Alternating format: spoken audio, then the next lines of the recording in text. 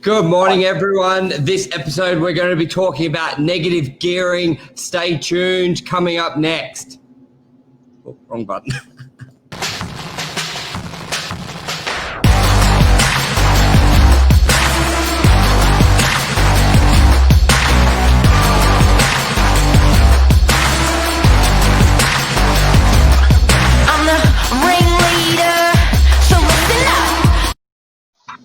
Negative gearing, episode 299. Welcome, Mark. Wow. How are you? Yeah, we're trumping it up. Is trumping winning or losing? Oh, it's probably 50-50. It's literally a toy cost. It is. It's a toy cost. Trump has to win this morning. Trump has to win Pennsylvania and Arizona, but there are still a lot of votes to be counted. For example, Arizona, Biden's winning by 60,000 votes, but apparently there's still 600,000 votes to count. Pennsylvania, Trump was up 700,000 last night, and then he's only up 400,000 now. I saw on Twitter they're claiming victory, not sure if that's legit yet. But then there was some interesting stuff overnight where he was winning Michigan and Wisconsin, but then apparently all the votes are supposed to be at one place at one time, and then they count them. But 130,000 votes in both states just appeared saying, hey, we had these votes, and 100% of them, not one was for Trump. So there's a lot of stuff that could be actually dragged out in courts for a long time. This happened 20 years ago with Florida and George Bush. It took 6 weeks to sort out. So we may know today, we may not know for a month. But you know what I looked at? That Mr. Biden won't be, by the time he finishes his presidency, if he wins, he'll be 81. Yeah, he'll I don't think he'll last 6 months. He won't do more than 6 months. There's huge corruption scandals under his name, which was neglected, and obviously he's cognitive. It's all a sham. Anyway, let's talk about something that's negative gearing. we're really passionate about. And people, guys and girls, everyone has grown up hearing the word negative gearing, negative gearing, negative gearing, negative gearing. Occasionally people have heard the word positively gearing, and we wanted to give you a 5-minute tour around the words negative gearing, what those words actually mean, and how it actually works in property. We're obviously on the northern beaches of Sydney, and how it works with some actual properties, some real numbers to show you for dummies. Negative gearing, it will make you a very, very nice lifestyle and retirement if you negatively gear well. Over to you, Burge.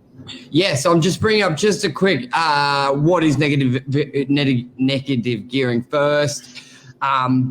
So what is negative gearing? Negative gearing is when you borrow money to invest into an asset, usually property, and the income you make from that investment, i.e. the rent, I'm just reading from another screen, that's what my eyes are wandering, is less than your expenses,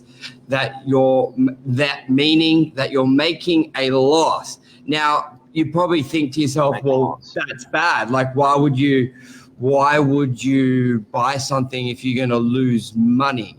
We're not talking about capital growth, which is the asset going up in value. We're just talking basically income versus outgoings is probably the simplest way to look at it. Now, actually, that's a good point, guys and girls. You've got to remember this. There's 2 ways to make money on property. Exactly what you just said, Michael.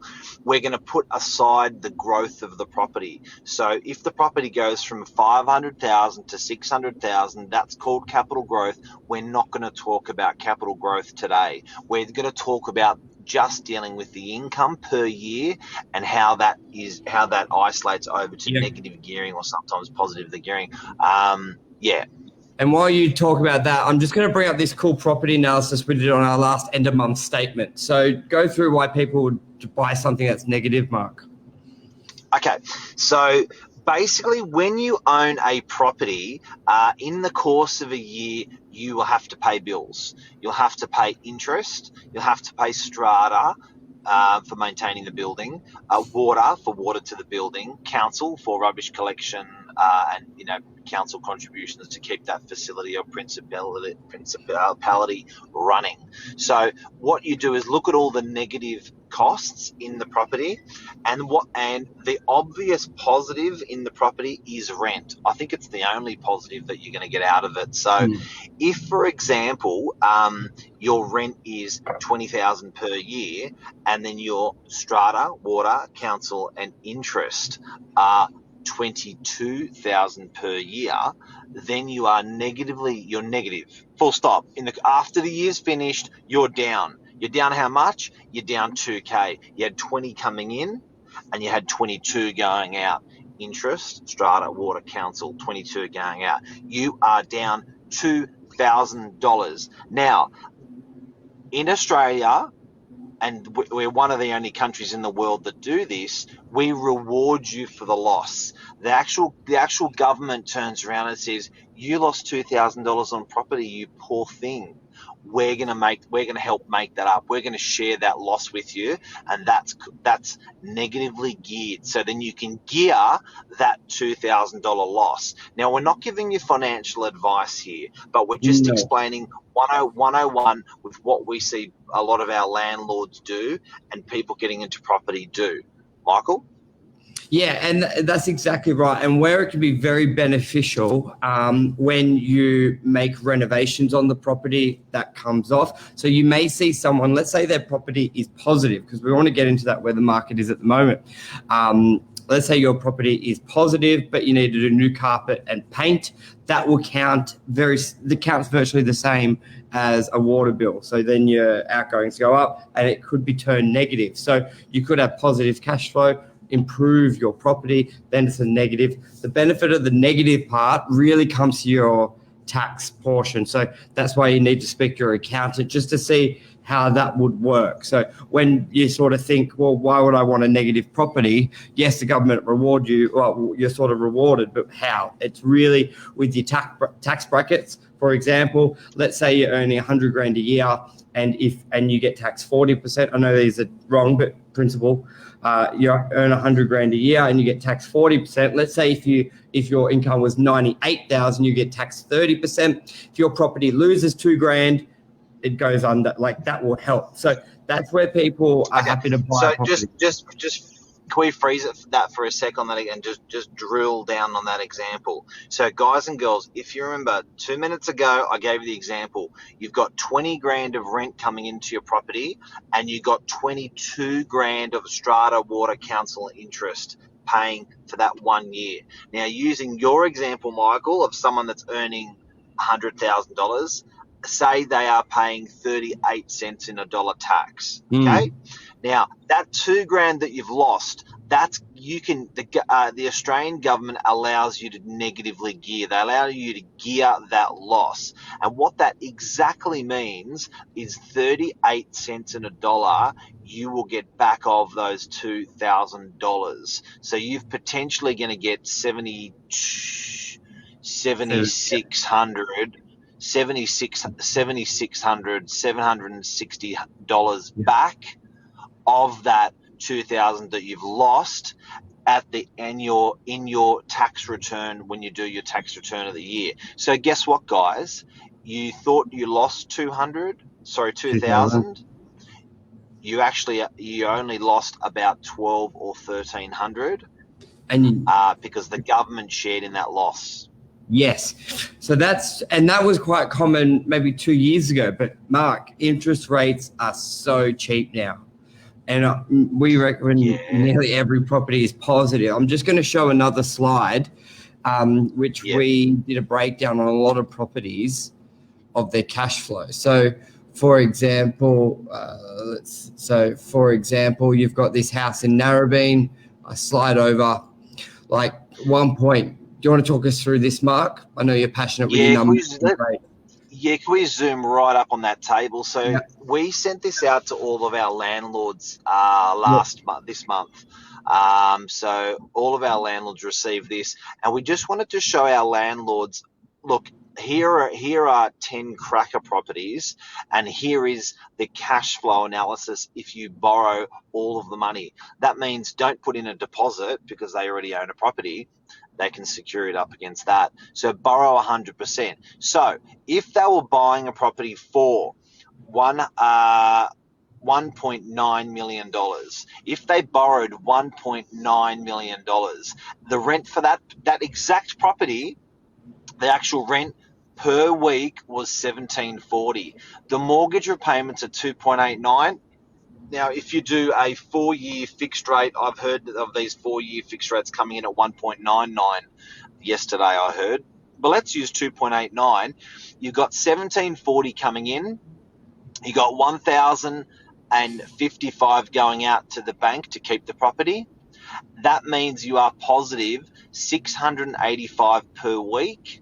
That's 35,000 per year if you bought that exact house. Now, in that exact house, you're going to have a couple of other little bills like water and council, Land tax.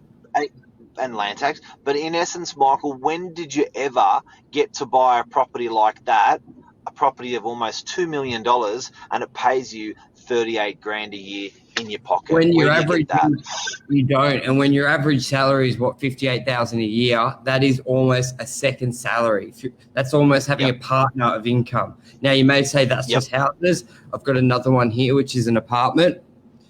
So Clarence Avenue, I just sold this. Clarence Avenue, because you may think, well, I don't have $2 million to buy a house. This is typical. 860,000 is the purchase price. The rent, the mortgage, basically up $292 per week, 15 grand a year. Like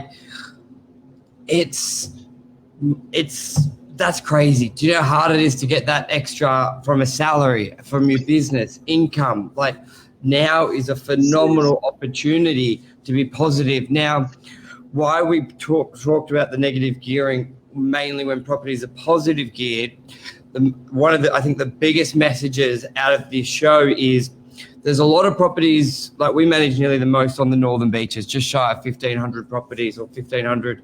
And a lot of them are unrenovated. They've owned them for a long time. They've almost like it's your biggest asset and it gets neglected if you look at how often people clean their cars and that. So now is a perfect time to go look at that apartment. You're up 15 grand a year, put $5,000 back into the property, get a higher rent, get a better tenant, rejig your property. I think now out of any time owning a property, it's really invest back into it. Yeah, it also means because what's happening now is the great news with Northern Beaches property. I think property in most of Sydney and in Australia, it's generally now. It used to be always negatively geared, but now and I know today is purely just about negative gearing, but when you are making more money per year than you are spending per year, that's when you're in positive territory. You have to pay tax on that profit that you make. You're in profit. But when you're in negative, good point. When you're in the negative, the government's going to share that loss with you. And with these current interest rates, it's pretty hard to be negative these days, but it's actually not a bad thing. And my outlook, what's your outlook, Michael, on interest rates the next couple of years? I believe I believe they'll, at least for a year, it should stay good. I don't think our economy and gut people like having this low interest rates on what it represents for our general economy. But I think while we don't have immigration, while we don't have big education, while we don't have tourism externally coming in, I think it's going to stay like this. But once the other economies get bigger, rates will go back up. Just to be like, put it this way, if we're at this level and something happens again, we can't go lower. So you want a bit of a buffer. A healthy economy is my view. But I heard a really good stat. I was chatting with someone yesterday and he said Australians spend more when we say no tourism, and this is why I bring this up, just a bit of confidence for our economy. Tourism, apparently we spend more overseas than people spend in Australia. So if we don't have people going overseas, then they could be spending it in Australia, which is great for our economy. People may buy holiday homes just for that local environment for our retail and commercial businesses out there, which was very interesting. I haven't verified it, but came from a pretty reliable guy. So I reckon that's pretty good. But I reckon rates will stay like this while the rest of the economy is slow, especially when they want to bump up construction and fast track DAs. Like, you need to have you need people buying. If you want to inject thousands of units across Australia in new homes, you need to have the buyers there.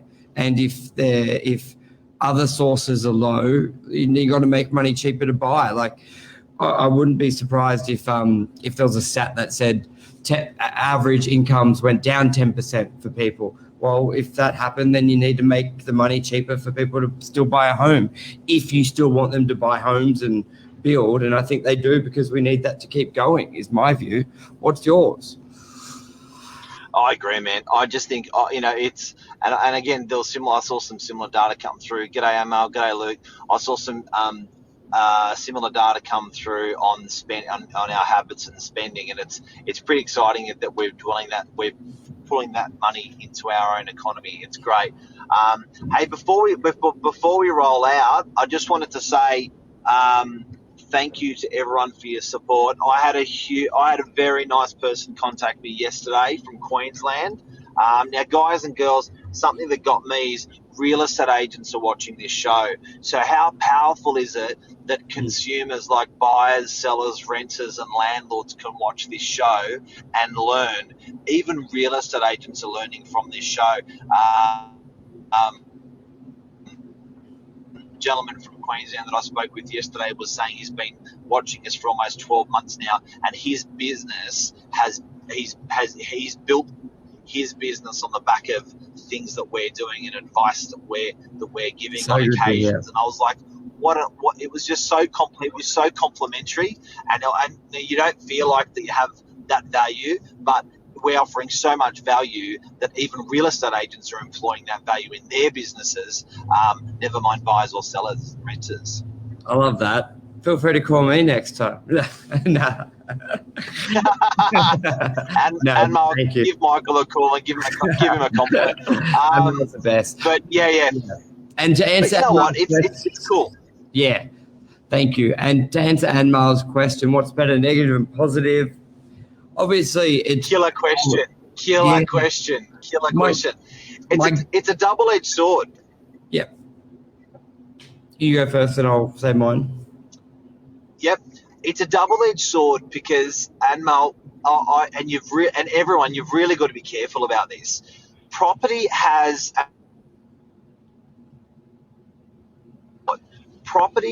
always performed. I've always bagged out of Sydney properties because they have good rental return and bad capital growth. What does that mean? What that means is Sydney used to record a 4 or 5% rental return on the value of the property, and Sydney used to report a 10% capital growth.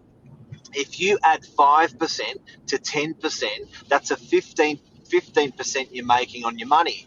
Now, what happened was, out of Sydney generally used to do 6 or 7%. Everyone was attracted to the rental return. Hey, I'm going to buy out of Sydney because it's got a better rental return. But what everyone missed was, out of Sydney was doing 5% capital growth. So you were getting 6% for your rental return, but you were only getting 5% for your capital growth, how much your property went up. Now, that adds up to 11. Tell me, when you're investing $100,000, do you want 11% or do you want 15%? So, to answer your question, Anmal, on should people chase the positive return or the negative return, they should chase a combination of income, be it positive or negative, income and capital growth, because capital growth is going to almost 2x your income. So it's okay to be positively returned or negative return, but please don't forget about your capital growth return. Yeah, and I think you smashed it there with the combination, because let's face it, obviously you would, you would think you would prefer to have everything positive, because if things are tough, let's say your income stops, your salary stops, then your property is paying for itself. You don't have that pressure. But then, yes, if that positive comes at the negative of capital growth, then you may need to look at it. And same with negative growth, just because it's negative and you've got to put a bit of money in to own that property. One, there's good tax benefits, but two, it may come with great capital growth. I feel you need and want a combination of both. I believe the most successful people in property have a big combination of both. And that can sometimes be in commercial property v residential. So I just think a good combination of both. If I was leaning towards you only could buy one property, then you want to play that long game with more, whatever has more capital growth. So if it is negative cash flow, then take it, because over 10, 20, 40, 50 years, that extra 5% in capital growth will really compound.